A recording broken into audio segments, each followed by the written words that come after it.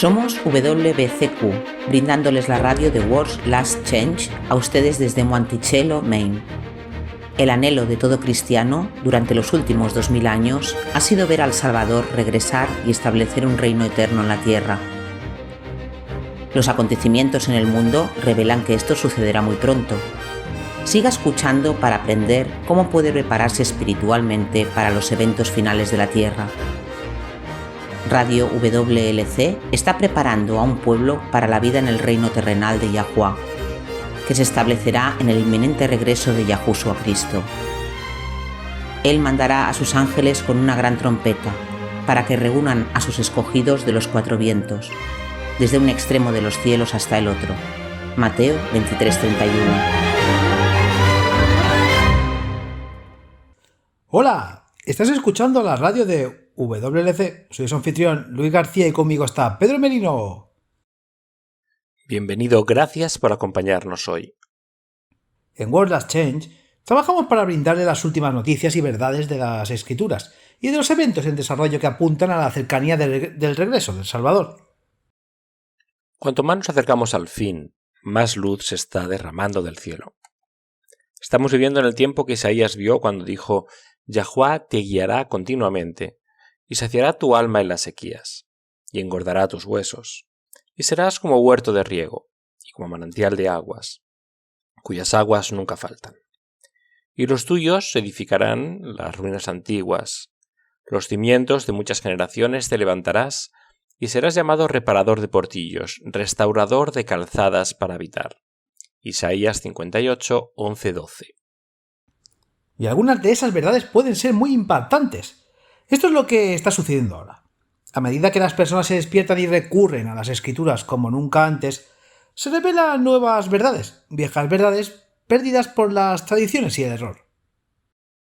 ¿Sabes lo que es un cambio de paradigma? Claro, es un cambio radical del pensamiento, a menudo desde un punto de vista ampliamente aceptado a uno drásticamente diferente. Si el cambio del paradigma es lo suficientemente grande, puede hacerte sentir como si estuvieras tambaleándote. ¿Alguna vez has experimentado un cambio de paradigma? Sí, creo que tenía unos. ¿14? ¿Cómo sabes? Se cree que Napoleón Bonaparte era muy bajo de estatura. Sí, en algunos países incluso dicen que una persona baja que es demasiado agresiva tiene un complejo de Napoleón. Bueno, mi primer cambio de paradigma ocurrió cuando supe que Napoleón en realidad medía unos 70 centímetros.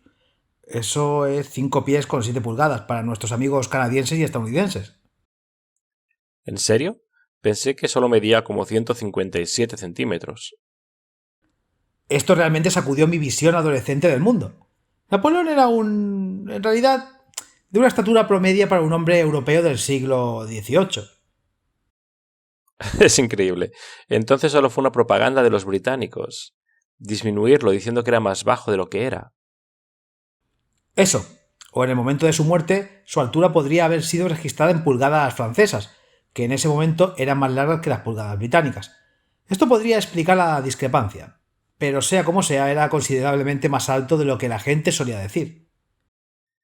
Uno de los mayores cambios de paradigma que he tenido en el pasado reciente es aprender que el Salvador, a pesar de ser el hijo unigénito de Yahuwah, era y es completamente humano.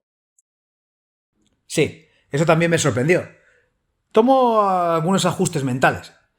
Y solo quiero decir para el beneficio de nuestros oyentes, si este es un concepto nuevo para ustedes, no deje de escuchar, solo porque no está de acuerdo. La verdad puede soportar el peso de la investigación. Hay sólida evidencia bíblica que prueba que el Salvador es completamente humano. También hay razones teológicas por las que esto fue necesario. ¡Claro! Así que no rechacen la idea sin estudiarla por ustedes mismos. Tenemos artículos y vídeos en nuestro sitio web, así como programas de radio anteriores. Aprender que la doctrina de una divinidad trina llegó cientos de años después de la muerte de Cristo, fue adoptada del paganismo y que algunos cristianos primitivos en realidad fueron martirizados por negarse a aceptar este cambio de doctrina, fue muy impactante. La Trinidad ha llegado a ser vista como la base sobre la cual se construye el mismo cristianismo, porque cuando se demuestra que es una mentira del diablo, el efecto dominó es de gran alcance. A medida que las personas estudian el tema, surgen preguntas de forma natural. Hoy me gustaría ver lo que la Biblia tiene que decir acerca de esta idea de que el Padre y el Hijo son una y la misma persona.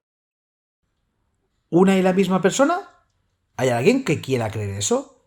Como trinitario me enseñaron que era uno en el propósito, pero no necesariamente la misma persona o entidad.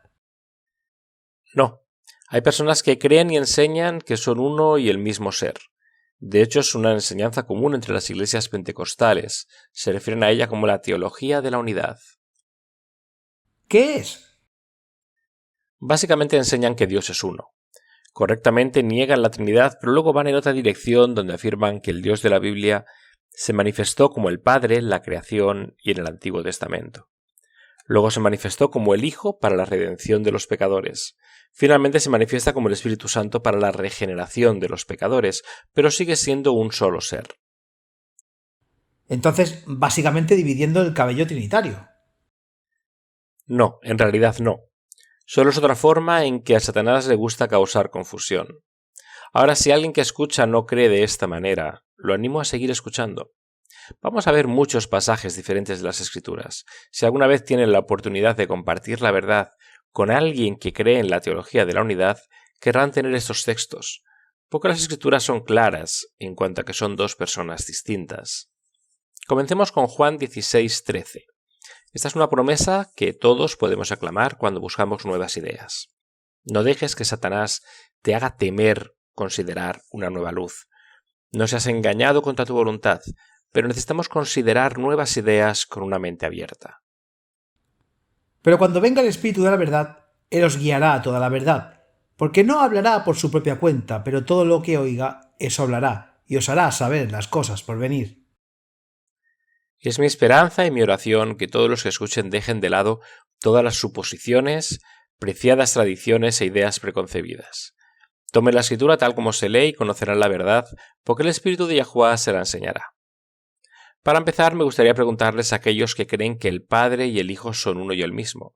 Si el Padre y el Hijo son literalmente el mismo ser, Yahuwah no puede ser tentado. Pero Yahushua claramente lo fue. En Santiago 1, versículo 13 dice: Cuando alguno es tentado, no diga que es tentado por Yahuwah, porque Yahuwah no puede ser tentado por el mal, ni él tienta a nadie. Yo diría que eso es bastante claro. Yahuwah no puede ser tentado, y sin embargo, Yahushua claramente lo fue. En Marcos 1, 12-13, hablando de Yahushua, dice: y luego el Espíritu lo llevó al desierto. Y estuvo ahí en el desierto 40 días, tentado por Satanás. Y estaba con las fieras y los ángeles le servían. Mateo 4.1 se refiere al mismo evento. Dice: entonces Yahushua fue llevado por el Espíritu al desierto para ser tentado por el diablo. Lucas 4, versículos 1 y 2 dice: y Yahushua, lleno del Espíritu Santo, volvió del Jordán y fue llevado por el Espíritu al desierto, siendo tentado por el diablo 40 días. Y en aquellos días no comió nada, y pasados estos días, después tuvo hambre. ¿Y qué dice Hebreos 2, versículos 17 y 18? Por tanto, le convenía a Yahushua ser en todo semejante a sus hermanos, a fin de ser misericordioso y fiel sumo sacerdote en lo que a Yahuwah se refiere, para expiar los pecados del pueblo, porque en cuanto él mismo padeció siendo tentado, es poderoso para socorrer a los que son tentados. ¿Y en Hebreos 4:15? Porque no tenemos un sumo sacerdote que no pueda compadecerse de nuestras debilidades, sino que fue tentado en todo según nuestra semejanza, pero sin pecado. Así que claramente no puedes tener las dos cosas. No puedes decir que Yahuwah no puede ser tentado y luego decir que Él es uno y lo mismo que el Hijo, porque obviamente el Salvador fue tentado. Tenemos 5 testigos diferentes en las Escrituras, declarando que Yahushua fue tentado, pero el Padre no puede ser tentado. Obviamente no pueden ser uno y el mismo ser. El Padre sabe el tiempo del regreso del Salvador, pero el Hijo no. ¿Qué versos tienes para eso? Marco 13, versículo 32 dice: pero de aquel día y de aquella hora nadie sabe, ni aun los ángeles que están en el cielo ni el Hijo, sino el Padre. Mateo 24, versículo 36 dice exactamente lo mismo. Pero del día y la hora nadie sabe, ni aun los ángeles de los cielos, sino solo mi Padre. De nuevo, 2 testigos. El Padre sabe cuándo regresará Yahushua, pero el Hijo no. Y esta es una de las mayores pruebas de que el Hijo no es el mismo ser que el Padre, porque el Padre es inmortal. Por definición, Él no puede morir, y sin embargo, el Hijo lo hizo. Leamos 1 Timoteo 6, versículos 13 al 16, por favor. Pablo siempre escribe oraciones largas, así que quiero poner esto en contexto. Te doy orden delante de Yahuwá, que da vida a todas las cosas, y delante de Cristo Yahushua, quien ante el Poncio Pilato fue testigo de una buena confesión, que guardes este mandamiento sin mancha ni represión, hasta la aparición de nuestro Señor Yahushua Cristo, la cual a su tiempo mostrará el bienaventurado y único soberano, Rey de reyes y Señor de señores, el único que tiene inmortalidad, que habita en la luz en la que ningún hombre puede acercarse, a quien ninguno de los hombres ha visto ni puede ver, al cual sea la honra y el poder septiernos. Amén. Nadie, ni siquiera el trinitario más acérrimo, se atrevería a decir que solo el Hijo y no el Padre tiene inmortalidad. Por supuesto que no. Oh, ¿cómo puedo haber muerto en la cruz? Claro, solo es un adjetivo limitante, por lo que la frase el único que tiene inmortalidad tiene que estar refiriéndose nada menos que al mismo Padre. No quiero salirme demasiado de la tangente, pero es este pasaje el que también establece que las almas no son naturalmente inmortales. No vas al cielo o al infierno cuando mueres, duermes en la tumba hasta que Yahushua te resucite a su regreso. Eclesiastes 9, versículos 5 y 6. Porque los que viven saben que han de morir, pero los muertos nada saben, ni tienen más paga, porque la memoria de ellos es olvidada. También su amor, su odio y su envidia han desaparecido, ni tendrá más parte para siempre en todo lo que se hace debajo del sol. La Biblia es clara. Solo Yahuwá tiene inmortalidad. Si el Salvador tuviera inmortalidad, no podría haber muerto por nosotros.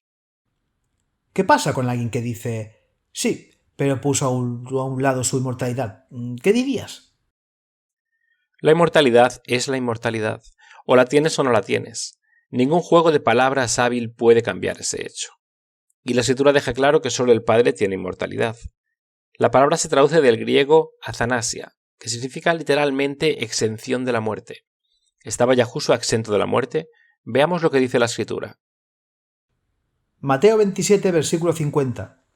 Yahushua, clamando otra vez a gran voz, exhaló al espíritu.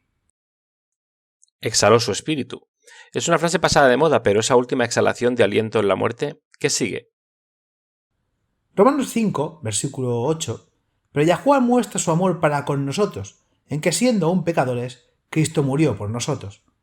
El siguiente es Romanos capítulo 14, versículos 8 y 9. Esto demuestra una diferencia muy clara entre la vida y la muerte. Dice, porque si vivimos, para el Señor vivimos, y si morimos, para el Señor morimos. Por tanto, ya sea que vivamos o que muramos, del Señor somos. Porque para este Cristo murió, resucitó y revivió, para ser Señor tanto de los muertos como de los vivos.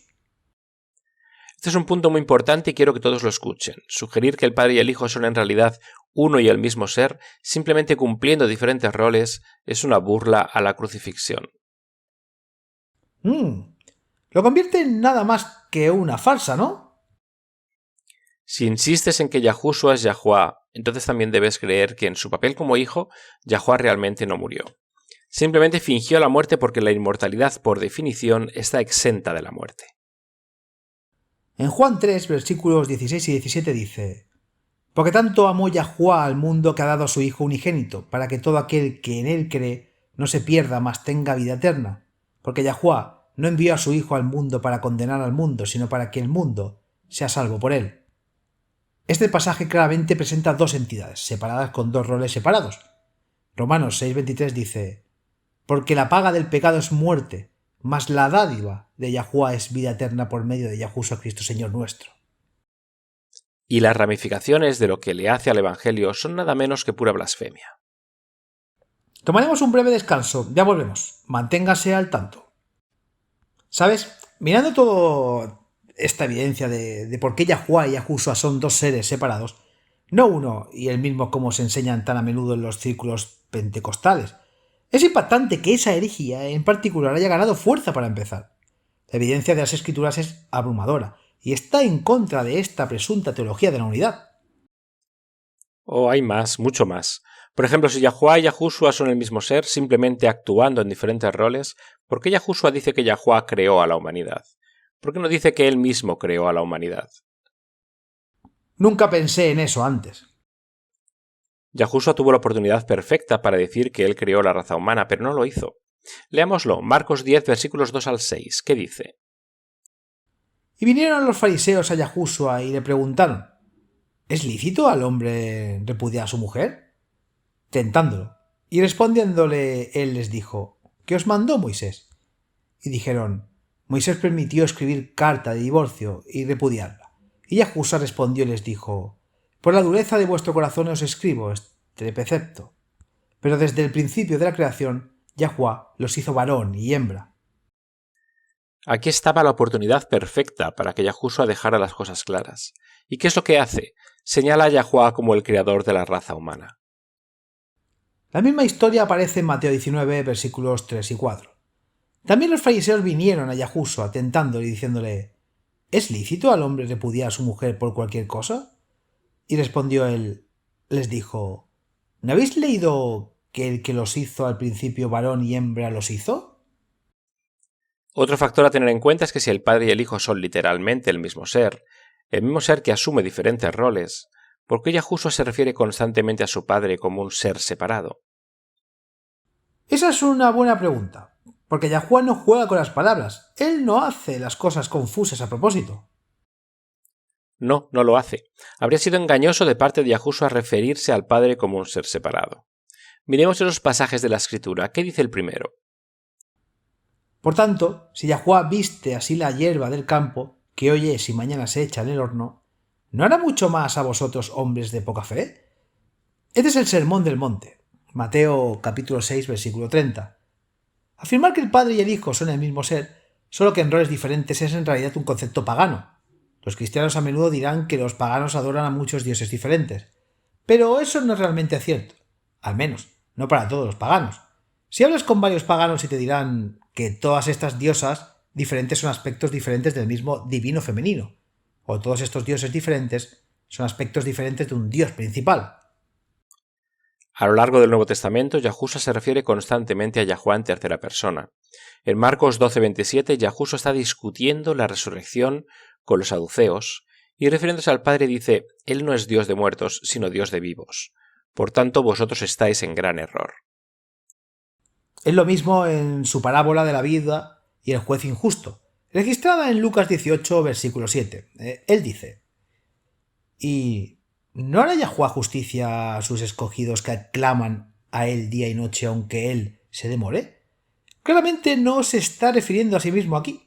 Si no hubiera dicho: esperen un poco más, ciertamente vengaré a mis escogidos que claman a mi día y noche. Pero eso no es lo que dijo.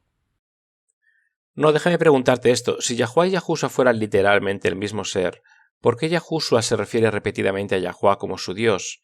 ¿Tiene Yahuwá un Dios? Eso no tiene sentido. Yahuwá es Dios. Él es el monarca del universo. Él no tiene un Dios. Leamos Mateos 27:46. Eso es lo siguiente en la lista. ¿Qué dice? Y como la hora novena, Yahushua clamó a gran voz diciendo: Eli, Eli, lama sabactani. Es decir, Dios mío, ¿por qué me has desamparado? ¿Tiene algún sentido que Yahushua se esté llamando a sí mismo si fuera en realidad Yahuwá? Esto es aún más claro en Juan 20, versículo 17. Yahushua le dijo: no me toques, porque aún no he subido a mi padre, mas ve a mis hermanos y diles: subo a mi padre y a vuestro padre, y a mi Dios y a vuestro Dios. Esa es una declaración muy clara e enfática. El Salvador se refirió repetidamente al Padre como un ser distinto y separado de sí mismo. En su oración registrada en Juan 17, versículo 3, esto fue justo antes de su traición en Getsemaní, dijo: y esta es la vida eterna, que te conozcan a ti, el único Dios verdadero, y a Yahushua, al Cristo, a quien has enviado. Claramente dos individuos separados. Aquí hay otro punto. El Nuevo Testamento registra varias de las oraciones de Yahushua. Si Yahushua fuera en realidad Yahuwá, no estaría orando a sí mismo. Al hablar de la resurrección de Lázaro, en Juan 11, versículos 41 a 42, dice: entonces quitaron la piedra del lugar donde habían puesto al muerto, y alzando Yahushua sus ojos dijo: Padre, te doy gracias porque me has oído. Y sabía que siempre me oyes, pero lo dije por causa de la gente que está cerca, para que crean que tú me enviaste. Si Yahushua fuera en realidad Yahuwah mismo y el creador de la raza humana, la resurrección de Lázaro hubiera sido la oportunidad perfecta para enseñar eso. Otra oración que no tiene sentido si Yahushua fuese en realidad Yahuwah se encuentra en Mateo 11:25. Dice: en este momento Yahushua respondió y dijo: Te alabo, oh Padre, Señor del cielo y de la tierra, porque escondiste estas cosas de los sabios y entendidos y los relevaste a los niños.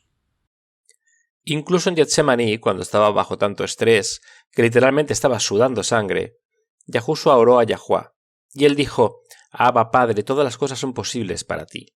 Aparta de mí esta copa, pero no sea lo que yo quiero, sino lo que tú quieras. Marco 14:36. El hijo estaba aquí, suplicando al Padre, pero aún rindiendo su voluntad a la voluntad del Padre. Esta idea solo lo convierte en una burla, ¿no es así? No se puede tener a esa persona que juzgue y no juzgue al mismo tiempo. Leamos Juan 5, versículo 22. Porque el Padre a nadie juzga, sino que todo el juicio se lo ha confiado al Hijo. Pablo igualmente distinguió claramente entre el Padre y el Hijo. En su sermón a los atenienses en la colina de Marte dejan claro que los dos no son el mismo ser. Miremos a Hechos 17:31. Porque el Yahuwah ha señalado un día, en el cual juzgará al mundo con justicia por aquel varón Yahushua a quien él ha ordenado, de lo cual ha dado seguridad a todos los hombres al resucitarlo de entre los muertos. Cuando Yahushua fue acusado de quebrantar el sábado después de sanar al hombre en el estanque de Betesa, hizo una declaración muy interesante. De nuevo haciendo una clara diferencia entre él y el Padre, Juan 5:25 al 27. Noten cuán distintos son los dos seres diferentes porque aquí el Padre le da algo al Hijo. Eso no tendría sentido si fuera la misma persona. ¿Qué dice? De cierto os digo, viene la hora y hora es, y cuando los muertos oirán la voz del Hijo de Dios, y los que la oyeren vivirán. Porque como el Padre tiene vida en sí mismo, así le ha dado al Hijo el tener vida en sí mismo, y también le ha dado autoridad para ejecutar juicio, por cuanto es el Hijo del Hombre. Pablo, quien aprendió el Evangelio directamente de Yahushua, dice lo mismo. Veamos Romanos 2:16. En el día en que Dios juzgará los secretos de los hombres por Jesucristo según mi Evangelio. Yahuwah juzga por Yahushua. Si fuera la misma persona, Pablo hubiera omitido esa frase. Repite este pensamiento en su última carta a Timoteo. Pablo sabía que iba a morir pronto, así que le dio a Timoteo un encargo solemne, y en ese encargo volvió a diferenciar entre el Padre y el Hijo. Esto está en 2 Timoteo 4, versículos 1 y 2. Dice: Te encargo, pues delante de Dios y del Señor Yahushua Cristo, que juzgarán a los vivos y a los muertos en su manifestación y en su reino. Predica la palabra, sed interinstantáneo en la temporada, fuera de la temporada, reguarde, reprende, exhorta con toda longanimidad y doctrina. Veamos. Mateo 7:21 dice: No todo el que me dice Señor, Señor, entrará en el reino de los cielos, sino el que hace la voluntad de mi Padre que está en los cielos. Esto es interesante porque claramente Yahushua estaba en la tierra cuando dijo esto, y está diciendo que el Padre estaba en el cielo mientras hablaba. Dos lugares diferentes a la vez, no es posible si fueran el mismo ser. ¿Qué dice Juan 5:17? Hasta ahora mi Padre trabaja, y yo también trabajo. Tanto el Padre como el Hijo trabajan, pero aquí suena como si su trabajo fuera diferente. En Mateo 16:17 dice: Y respondiendo Simón Pedro dijo: Tú eres el Cristo, el Hijo del Dios viviente. Y Yahushua respondió y le dijo: Bendito seas, Simón Barjona, porque no te lo reveló carne ni sangre, sino mi Padre que está en los cielos. No me importa cómo tuerza las Escrituras, Yahuwah no es una persona con el Hijo. Notemos que Pedro declara que Yahushua es el Hijo del Dios viviente. Él no dice que Yahushua es el Dios viviente. Además, cuando Yahushua confirma la declaración de Pedro, declara explícitamente que su Padre es la fuente que la revelación de Pedro. A lo largo de los Evangelios, Yahushua se refiere repetidamente como el Hijo de Yahuwah. Lucas 1:35 dice: Y respondiendo al ángel le dijo: El Espíritu Santo vendrá sobre ti, y el poder del Altísimo te cubrirá con su sombra, por tanto, también lo santo que nacerá de ti será llamado Hijo de Yahuwah. Esta era la oportunidad perfecta para aclarar que el niño que nacía era el Padre mismo. El ángel podría haber dicho: Santo que nacerá en ti será Yahuwah, pero no lo hizo. Dijo que sería llamado el Hijo de Yahuwah. Yahushua fue llamado el hijo de Yahuwah porque literalmente lo era. Fue concebido en el vientre de María cuando el espíritu de Yahuwah la cubrió. Este evento milagroso que había sido profetizado casi 1000 años antes. Continuemos y leamos el último verso, Salmo 2, versículos 7 al 9. Declararé el decreto. Yahuwah me ha dicho: tú eres mi hijo, hoy te he engendrado. Pídeme y te daré por heredad las naciones, y por posesión tuya los confines de la tierra. Los quebrantarás con vara de hierro, los desmenuzarás como vaso de alfarero. Al contrario de lo que asumen los trinitarios, las escrituras no enseñan que Yahushua existió antes de su concepción, pero nunca en ningún momento se presenta como siendo uno y el mismo ser que el Padre. Él es por siempre el Hijo del Padre y el mismo Yahushua reconoció a su Padre como superior a él.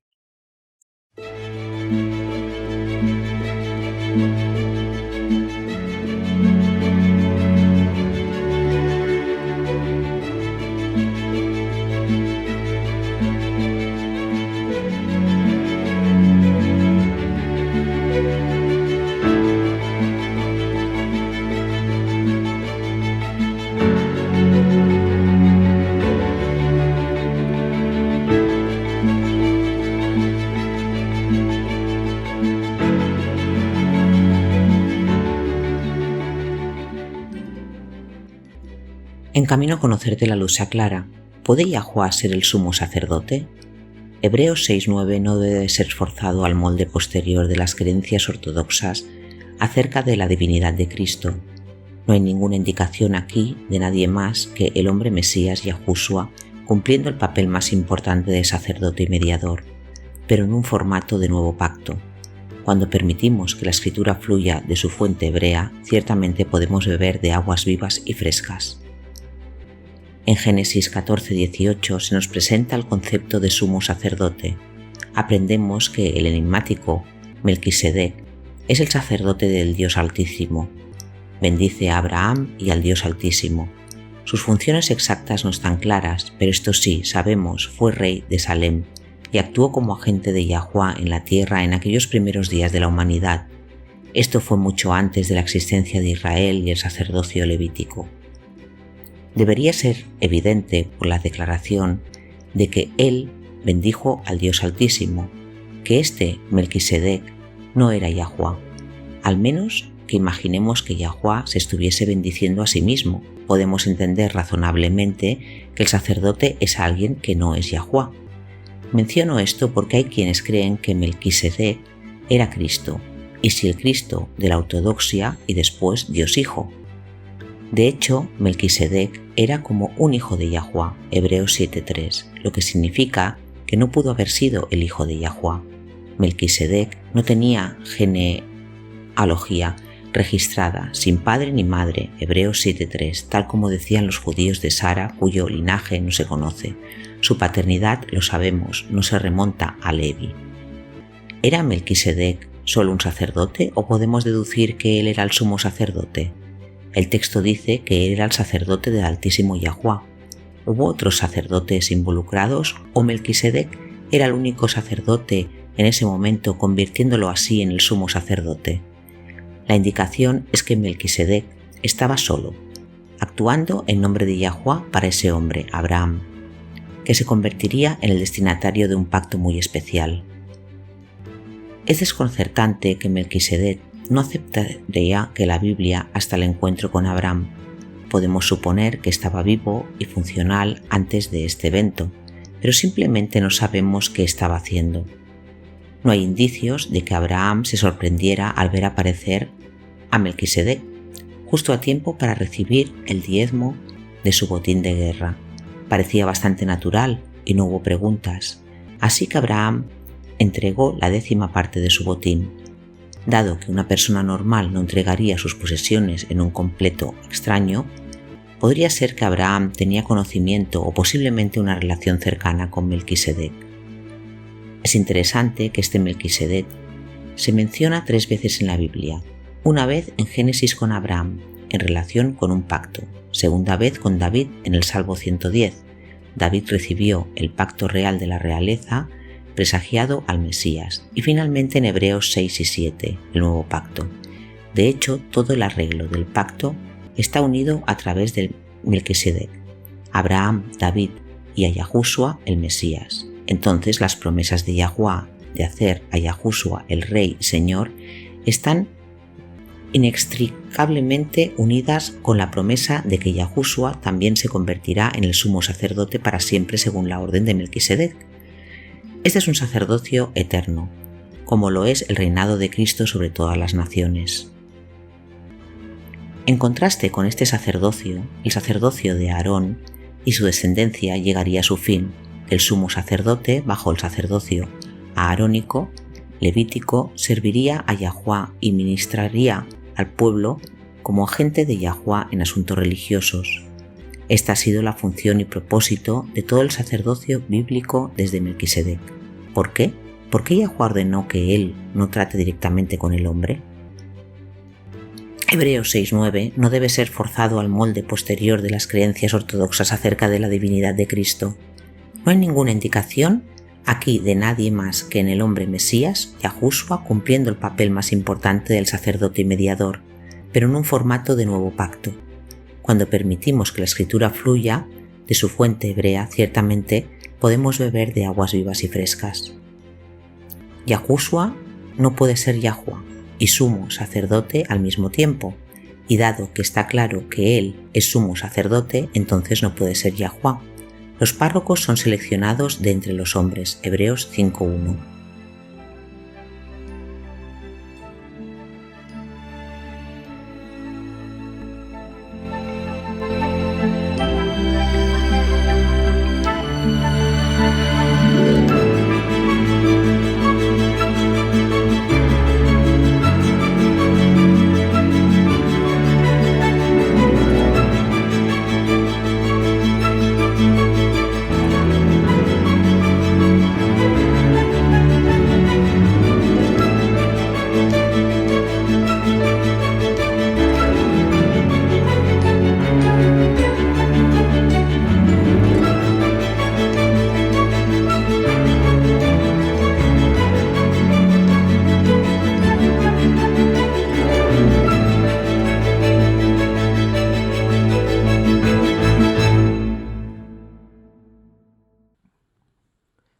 Amanda Taylor de Saskatoon, Canadá, ha escrito en nuestro email diario de hoy. Ella dice: siempre he esperado el regreso de Cristo, pero también siempre he tenido miedo del tiempo de angustia. Para ser honesta, sus programas sobre el futuro y lo que sucederá durante los 7 trompetas ha sido muy difícil de escuchar para mí.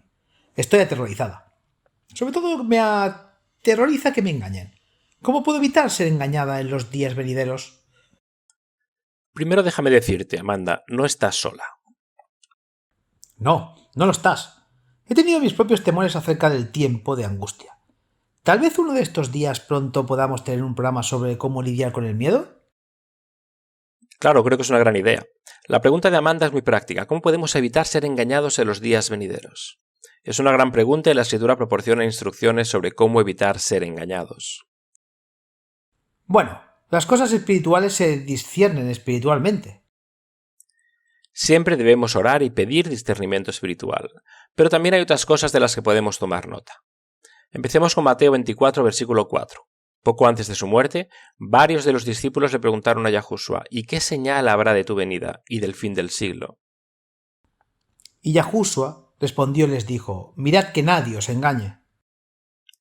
Siempre me ha intrigado que cuando los discípulos dicen cuéntanos sobre el fin del mundo, lo primero que dice el Salvador es no se dejen engañar. Muestra que va a ser un gran peligro real. Sí, el versículo 5 nos dice cómo específicamente de esto es de lo que debemos protegernos. Y el peligro es mayor de lo que parece con una lectura superficial. Hay dos aplicaciones de este versículo y debemos estar en guardia contra ambas. Cuidado que nadie os engañe, porque vendrán muchos en mi nombre diciendo: yo soy el Cristo, y a muchos engañarán. ¿Realmente hacen eso?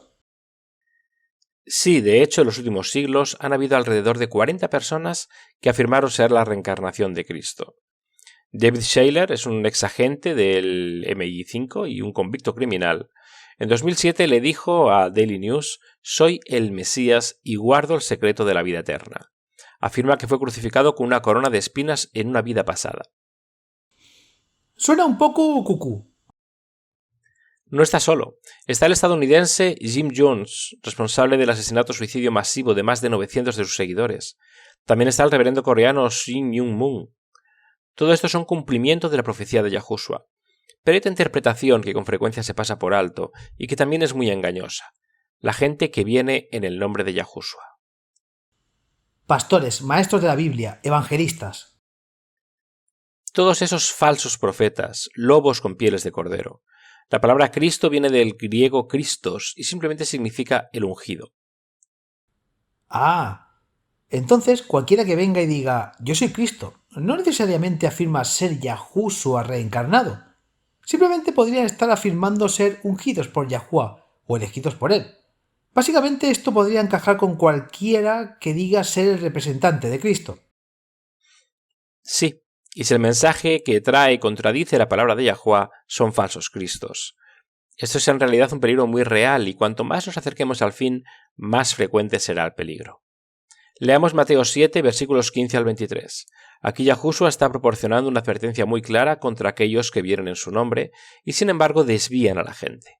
También proporciona una respuesta a la pregunta de Amanda. Guardaos de los falsos profetas, que vienen a vosotros con vestidos de ovejas, pero por dentro son lobos, rapaces. Por sus frutos los conoceréis. ¿Se recogen uvas de los espinos o higos de los cardos? Así todo buen árbol da buenos frutos, mas el árbol malo da malos frutos. No puede el árbol bueno dar frutos malos, ni el árbol malo dar buenos frutos. Todo árbol que no da buen fruto se corta y se echa en el fuego, así que, por sus frutos, lo conoceréis. No todo el que me dice, Señor, Señor, entrará en el reino de los cielos, sino el que hace la voluntad de mi Padre que está en los cielos. Muchos me dirán en aquel día, Señor, Señor, ¿no profetizamos en tu nombre? ¿Y en tu nombre echamos fuera demonios?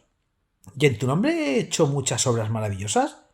Y entonces les declararé, nunca os conocí, apartaos de mí, obradores de iniquidad. Ese es el fin de todos los que dicen ser representantes de Yahushua, pero que enseñan falsedades en su nombre. Son forzados a apartarse de él. ¿Pero entendiste cómo dijo que debemos diferenciar a los genuinos de los impostores? ¿Por sus frutos los conoceréis? Sí, fíjate, él no dice, por sus dones los conoceréis. Algunos ministros tienen mucho talento para hablar en público, son muy persuasivos, y la gente disfruta escuchándolos. Algunos líderes de la iglesia son muy hábiles para recaudar fondos y alcanzar las metas de crecimiento de la iglesia. Sin embargo, no son aprobados por Yahuwah o enviados por él. Satanás también puede bendecir a sus seguidores. El mensaje de Revelaciones 18 es que todos los creyentes deben salir de Babilonia. Eso significa que debemos dejar todas las religiones organizadas e incluso las denominaciones individuales. No hay excepciones. Ahora, si Satanás puede hacer que la gente se mueva de iglesia a iglesia, ha logrado dos objetivos. Primero, las personas que dejan una iglesia y se unen a otra en realidad que no están saliendo de Babilonia. Simplemente están haciendo un movimiento lateral. En segundo lugar, confirman a otros en la iglesia que Yahuwah los está bendiciendo. El criterio que debemos usar es mirar sus frutos. Esta es una lección que todos debemos tomar en serio. Es realmente fácil decidir que un líder es bendecido por Yahuwah porque tiene un ministerio grande y exitoso o porque ha escrito muchos libros cristianos populares. Es fácil olvidar que el hecho de que alguien tenga éxito no significa que el éxito provenga de Yahuwah. Recuerdo 2 Corintios 11, versículo 14, que dice, «Y no es maravilla porque el mismo Satanás se disfraza en ángel de luz». Así que sí, eso es serio. Pero quiero preguntar, ¿hay algún fruto específico que debamos buscar? Alguien podría argumentar que tener un ministerio grande y floreciente es en sí mismo un fruto. Creo que es por eso que la gente se confunde. Este es un buen punto. Gálatas 5 tiene la respuesta a eso. Leamos los versículos 22 al 24.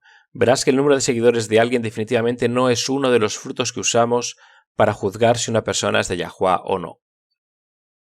Pero el fruto del Espíritu es amor, gozo, paz, paciencia, benignidad, bondad, fe, mansedumbre, templanza. Contra tales cosas no hay ley. Estos son los frutos que aparecerán en la vida de todos los que se han entregado por completo a Yahuwah y que verdaderamente representan a Yahushua. Tendrán amor por otras almas, serán llenos del gozo y la paz que solo Yahuwah puede dar. Bajo prueba estarán llenos de fe. Cuando sean atacados por otros serán mansos. Esto es lo que revela si una persona es de Yahuwah. no el tamaño de su congregación, los ingresos de su ministerio o ningún otro factor que solemos usar para juzgar el éxito. Esos son todos criterios humanos. Dicho de esa manera es tan simple y claro. ¿Cuántas personas se mantendrían a salvo del error si estuvieran sintonizadas para reconocer que las palabras jactanciosas y un espíritu malo no vienen y nunca vendrán de Yahuwah? ¿Qué pasa con el estilo de vida opulento de muchos de los predicadores más famosos de la actualidad? Estos hombres que dirigen las megaiglesias, cuyos miembros de iglesias se cuentan por decenas de miles y sin embargo viven en mansiones multimillonarias, conducen coches de lujo Rolls Royce, son dueños de sus propios aviones, todo pagado con las ofrendas de los miembros de sus iglesias que creen que están promoviendo la causa de Yahuwah. Una cosa que se me acaba de ocurrir. Yahushua en realidad recibió muchas donaciones, incluso los monetarios. ¿Por qué sería necesario que alguien actuara como tesoro? ¿Recuerdan? La Biblia dice que Judas se quedó con la bolsa de dinero del grupo. Y sin embargo, Yahushua murió en la pobreza y tuvo que ser enterrado en una tumba prestada. Esto nos dice que el dinero que recibió no lo usó para sí mismo, lo gastó en hacer el bien a los demás, siempre. Nunca antes lo había pensado de esa manera, pero tienes razón. Echemos un vistazo a 1 Tesalonicenses 5, versículos 21 y 22. Aquí está. Dice: prueba todas las cosas, retén lo que es bueno, abstenerse de toda apariencia de mal. No debemos juzgar a otros. Sin embargo, somos llamados a ser inspectores de los frutos. Proverbios 20, versículo 11 admite: hasta el niño es conocido por sus obras, si su obra es pura o sea recta. Los frutos de la vida de una persona revelarán si realmente representan al Salvador o no, no por lo que digan de sí mismos.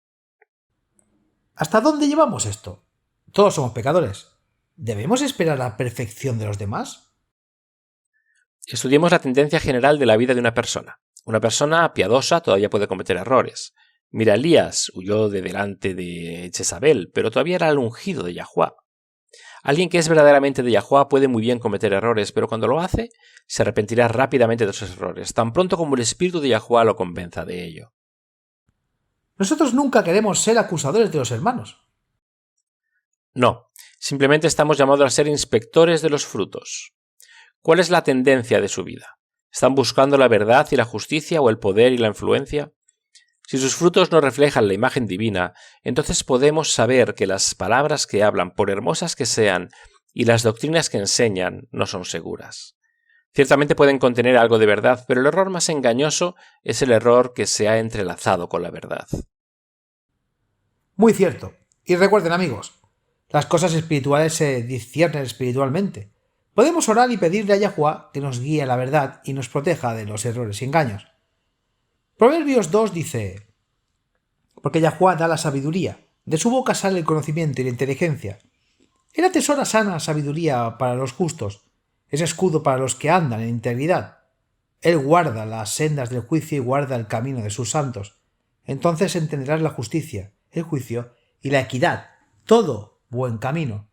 Cuando la sabiduría entra en tu corazón y la ciencia sea grata a tu alma, la discreción te preservará, el entendimiento te guardará, para librarte del camino del hombre malo, del hombre que habla cosas perversas. Proverbios 2, 6, 12. No tenemos necesidad de temer el futuro. Solo necesitamos mantener nuestros ojos en el Padre y Él nos mantendrá a salvo.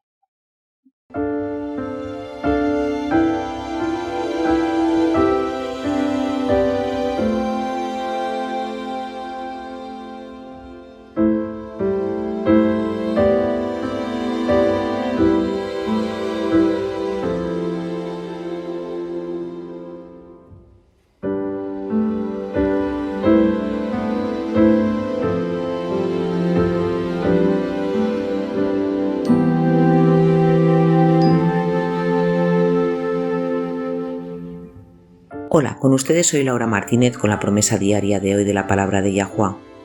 Cuando era adolescente fui a la escuela con una niña encantadora llamada Lili Dobronsky. El padre de Lili era un inmigrante, en realidad el señor Dobronsky. Enseñaba geometría en nuestra escuela, así que yo también lo conocía, pero conocía mejor a Lili porque estábamos en la misma clase. Un día me contó la historia de su padre, y qué historia. Aparentemente, sus abuelos vivían en Polonia cuando Alemania y la Unión Soviética invadieron Polonia en septiembre de 1939. Los dos países rápidamente se repartieron Polonia entre ellos, con la Unión Soviética tomando al este de Polonia mientras que Alemania tomó el oeste de Polonia. La abuela de mi amiga estaba embarazada en ese momento del padre de Lili. Cuando la Unión Soviética y Alemania invadieron Polonia, la abuela de Lili se encontró atrapada en la Polonia ocupada por los soviéticos con su hijo primogénito. El problema era que había estado viviendo con su esposo y el resto de su familia en el oeste de Polonia. ¿Qué se suponía que debía hacer una mujer embarazada aislada de su familia y amigos? ¿Qué harías si te encontraras en una situación así? Bueno, les diré lo que hizo la abuela de Lili. Oró. Ella oró fervientemente, desesperadamente, para poder regresar con su esposo a su hogar. Esa noche, tomando a su pequeño de la mano, se dirigió con cuidado a donde estaba la línea de demarcación del este y el oeste. Ya se había levantado una barrera, pero si tuviera mucho cuidado podía pasar a escondidas. Era peligroso y aterrador. Si le atrapaban por cualquiera de los lados, podían dispararle. En la oscuridad y el frío de esa noche de septiembre, cuando intentaba cruzar, de repente un soldado alemán la vio. Fue detenida. Ella se congeló cuando él la apuntó con su rifle. Temblando, en un alemán entrecortado, explicó que solo estaba tratando de regresar a su hogar en el oeste de Polonia. ¿Le creería o le dispararía? Como, sin duda, le habían ordenado que hiciera con cualquiera que cruzara la línea. Después de un momento largo, el hombre se adelantó y le ayudó a cruzar la barricada. Luego, muy amablemente, le indicó en qué dirección debía ir para evitar las patrullas que vigilaban la línea.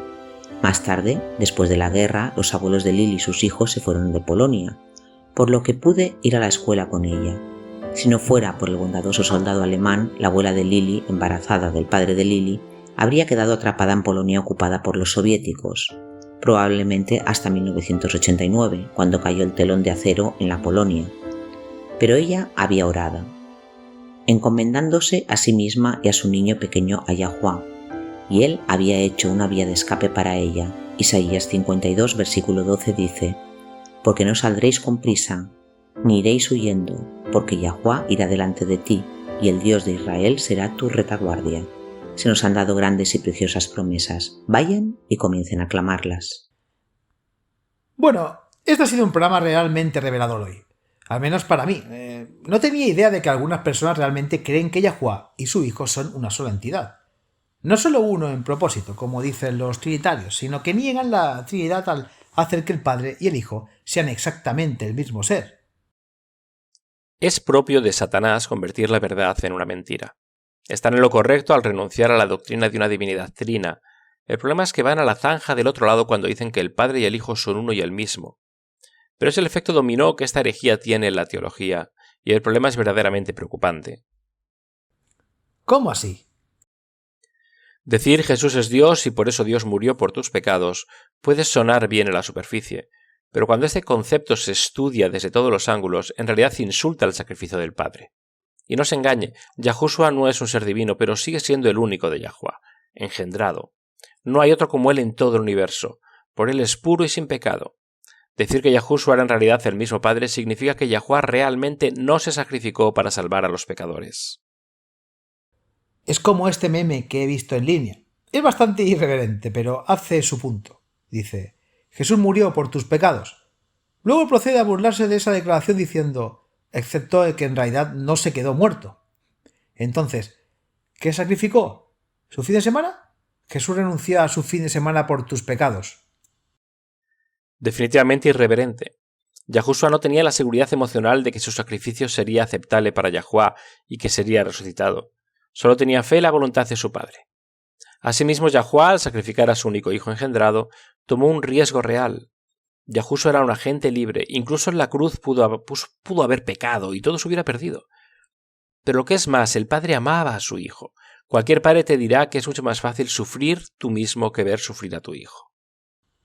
La verdad es que fue un sacrificio infinito, pero hecho de buena voluntad de ambos, porque el Padre nos ama. La comprensión de la profundidad del amor que el Padre tiene por ti es lo que te quebranta el corazón, ¿no es así? Me recuerda la letra de uno de los himnos más bellos jamás escrito. Aquí está el amor vasto como el océano, bondad amorosa como el diluvio, cuando el príncipe de la vida, nuestro rescate, derramó por nosotros su sangre preciosa. ¿Quién su amor no recordará? ¿Quién puede dejar de cantar su alabanza? Él nunca puede ser olvidado. a lo largo de los días eternos del cielo. En el monte de la crucifixión las fuentes se abrieron profundas y anchas. A través de las compuertas de la misericordia de Yahuwah fluyó una marea vasta y graciosa. Gracia y amor, como los ríos caudalosos, vertida incesantemente desde lo alto, y la paz del cielo y la justicia perfecta besó a un mundo culpable en el amor. Amén, amén. Acompáñenos una vez más mañana. Hasta entonces, recuerden, Yahuwah les ama, y en él está segura tu confianza.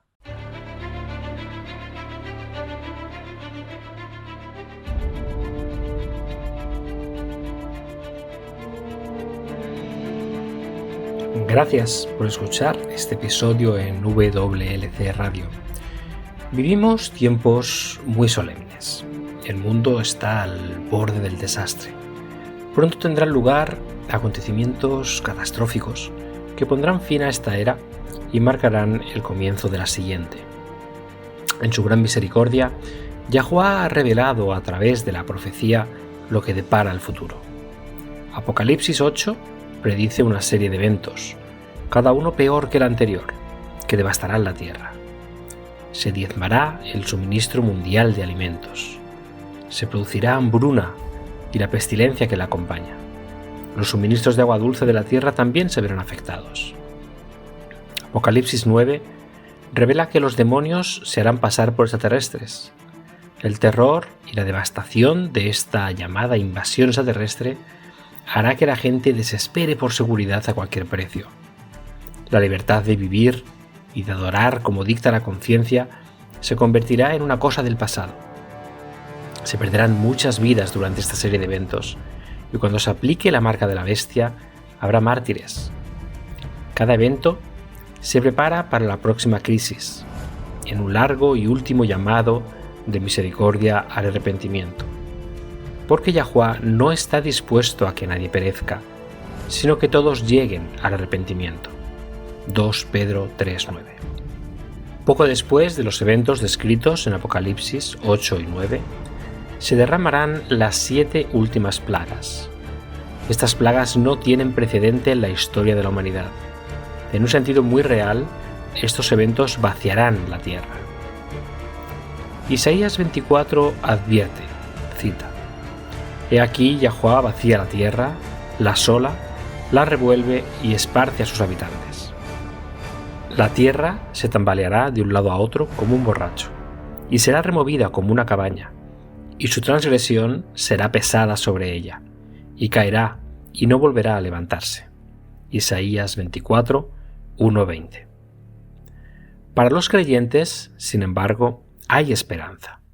Al describir el final de esta era, Yahushua dijo en Lucas 21, versículo 28, cita: Cuando estas cosas comiencen a suceder, entonces miren hacia arriba y levanten la cabeza, porque tu redención está cerca. Sí, al final será traumático, está destinado a serlo. Yahuwah quiere salvar a cada individuo que pueda para permitir que este clímax final despierte las almas. Pero el evangelio del reino de Yah es que más allá de los eventos traumáticos del futuro cercano, una eternidad de bienaventuranza espera a todos los que aceptan el regalo de salvación de Yah. Cuando Yahushua regrese, todos los que han muerto confiando en los méritos del Salvador crucificado y resucitado serán resucitados en la primera resurrección.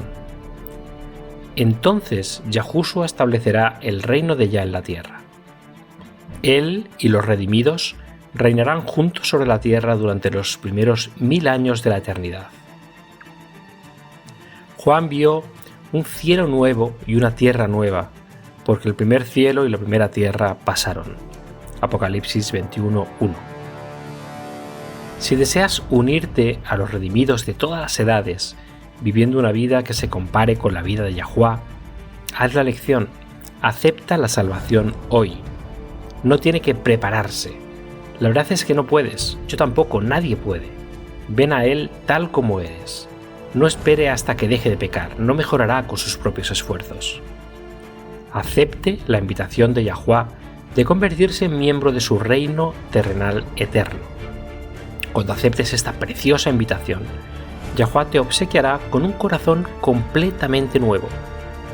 En Ezequiel 36, versículo 26, Él declara: les daré un corazón nuevo y pondré un espíritu nuevo dentro de ustedes. Quitaré el corazón de piedra de su carne y les daré un corazón de carne.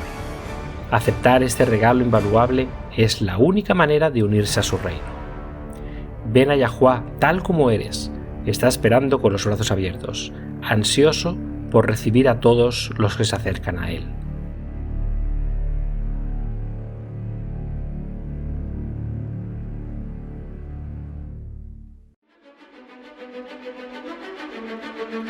Ha sintonizado con la radio de WBCQ en 9330 kHz en la banda de 31 metros. Radio World's Last Chance, preparando un pueblo para el pronto retorno del Salvador.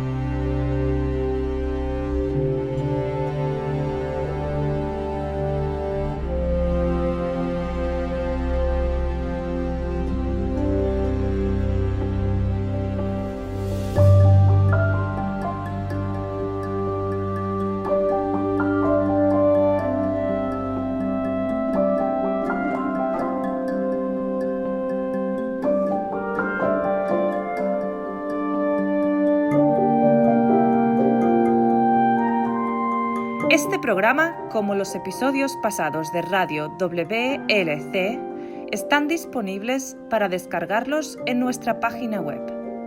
Son estupendos para compartir con amistades y estudios bíblicos. También es un maravilloso apoyo para aquellos que dan su adoración a Yahuwah solos o en casa. Si desea escuchar los programas de Radio WLC, visite nuestra página web en worldslastchance.com/español. Haga clic en el icono Radio WLC, parte superior a la izquierda de la página principal. Esto le permitirá hacer descargas de los episodios en su idioma preferido. También están los artículos y los vídeos disponibles en una variedad de idiomas. Acompáñenos otra vez mañana para otro mensaje lleno de verdades en WBCQ, en 9330 kHz, en la banda de 31 metros. La radio de WLC prepara un pueblo para el pronto retorno del Salvador.